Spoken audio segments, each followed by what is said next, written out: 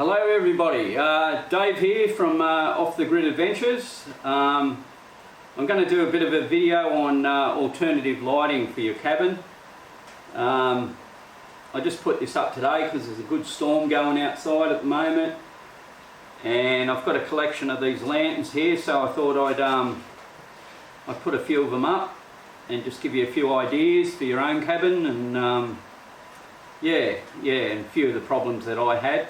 Okay, so a few you might just thinking, oh, I'll just have an LED light or something like that, and these are great. Look, I have one next to me bed, and you know, like it's pretty much trouble free, but let's just say that you didn't have any more batteries left, or your solar panels got hit by lightning or something like that, and you couldn't charge it up.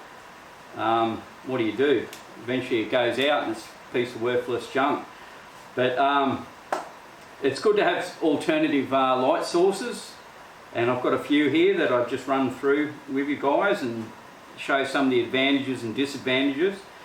So yeah, and I'll show you what I think is probably the best thing to have if you've got a cabin out in the bush somewhere and you just want a bit of backup lighting. Okay, so that's another LED light here, but I'll put that out of the way. Okay, now I picked up this lantern here really cheap. Like, these things are pretty much obsolete now, but saying that, they're still a great light, but LED lights have pretty much killed them, and you can pick them up really cheap on Gumtree or eBay, and I've got a couple of different versions here. So this one here is a Coleman 201. It's a kerosene lantern. This one is a dual fuel lantern, which runs on Coleman fuel or white gas, I think they call it in America. In Australia we call it shellite. So this is the stuff here. It's just pretty much the same stuff as Coleman fuel, but it's been that's the trade name for it. And the downside with this stuff is really expensive in Australia. Like, a bottle of this, you're looking at minimum $9 a litre, and you'll pay up to as much as $13 a litre. It says dual fuel. You can run unleaded in it, but you won't for long in Australia anyway, because even your high octane petrols and gasolines in Australia, they've got additives in them, and they'll clog up your generator, and within 1 or 2 tanks you'll start getting trouble. So you've got to run it on white gas, and unless you distill the petrol, of course, but let's not go there. Okay, now the beauty with this one is you don't have to pre-warm it like you do with the Kero heaters, and I'll show you this right now. So with these little jobbies, you pump them up first, probably about 10 pumps, and it's not the sort of thing you carry around in your backpack, but if you've got a cabin, it's pretty good, you know. Like, and the mantles are very fragile, so you need to have a few backup mantles to put in there. Okay, so it's always good to put the match in first and then turn the fuel on. Otherwise you shove the match in there and you get this big woofer. Something's going on here. There you go. Alright, so then you add a bit more to that. Probably about 20-30 pumps. Now this one, I got it off Gumtree. I didn't clean it. I just pretty much filled it up with shellite, and but I'd say it was being run on petrol.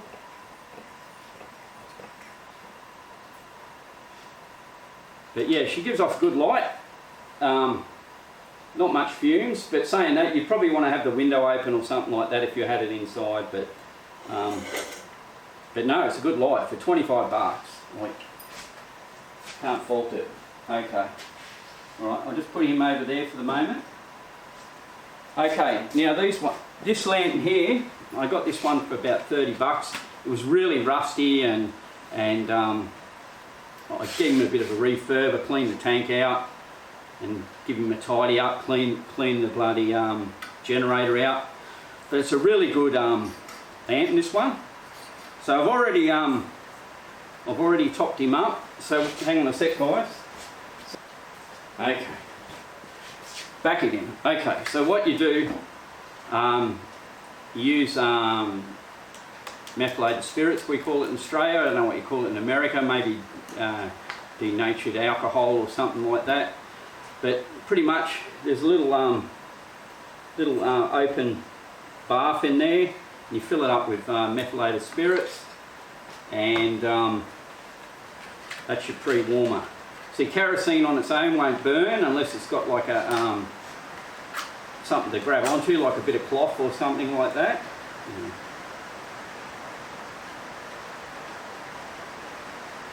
Okay, so that methylated spirits in there is burning. That'll take a while, that'll take about a minute. And I like this one here as well. This is actually an English one, a Tilly lamp. It belonged to my dad. And Dad gave me this. It belonged to my grandfather. And Granddad gave it to my dad, and Dad gave it to me. And Dad passed away a couple of days ago. And so I'm going to burn this one tonight, if I can get the bloody match in there. And it's got like an insect thing on it. See, this one's actually going off on its own. It's a really good lamp actually, that Coleman one. The Tilly one takes a while to get going. But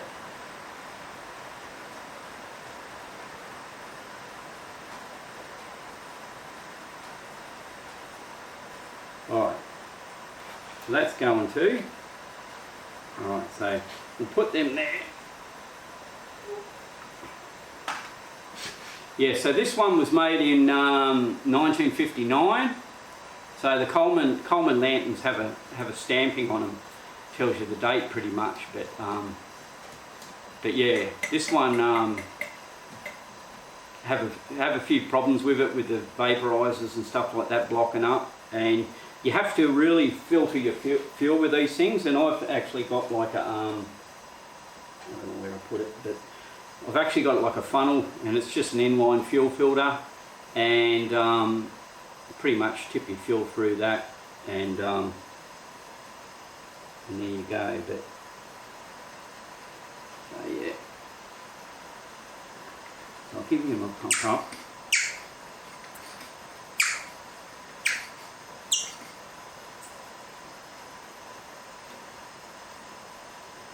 And that one's slowly getting there. But they're good lights once they go, you know. But, you know, like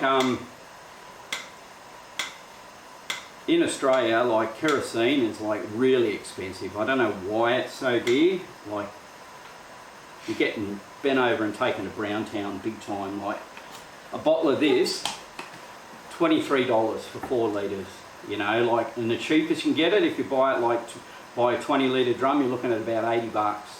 So, you know, it's insane. Like, it doesn't have the same tax on it that petrol does, so it should be cheaper than petrol. But I think what it is, there's only like 1 or 2 companies that actually distill it in Australia, so they can charge what they want. And so yeah, you get ripped off big time. But what can you do? You know, you need it. So I've got a good stock of kerosene, and kerosene lasts for years. So so yeah, you don't go through a lot of it, but anyway.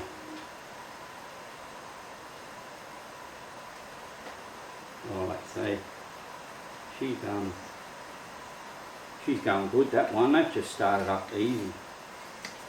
Just give him a few more pumps.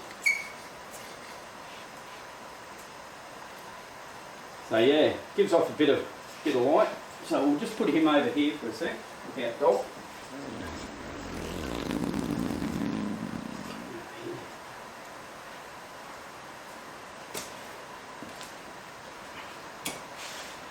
Okay. Alright, this is about to go off.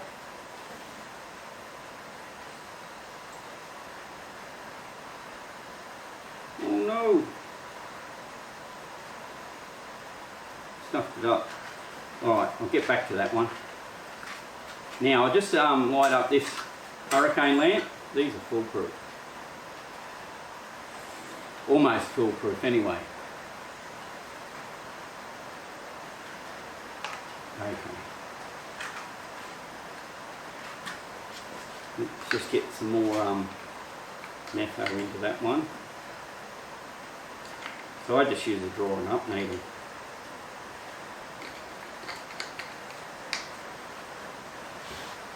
I'll shove him under there.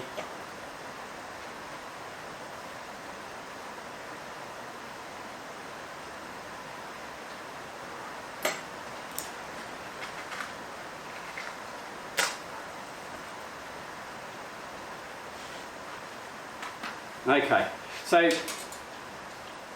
the old hurricane lantern, these are cheap as chips. This one's a Dietz one. It's probably about 40 years old. Now the only thing you've got to do with these is make sure that the wick's the right height, and you trim it when it gets all sort of burnt down, and it burns much cleaner. Trouble with these is like if you have them up too high, you'll foul the glass. Like you burn it like that, you'll get dirty really quick. So you want them down really low. That's about ideal.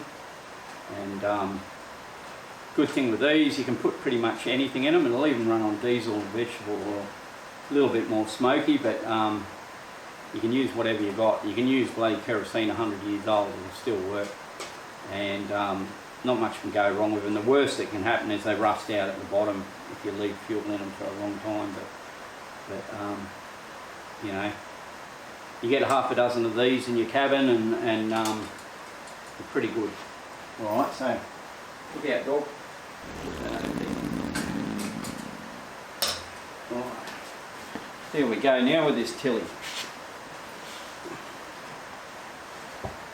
Here we go.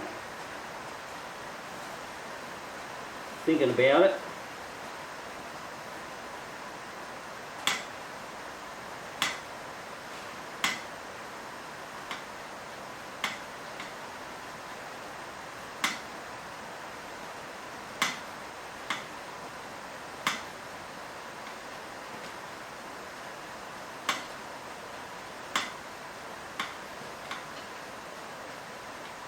Alright, so that's that one going.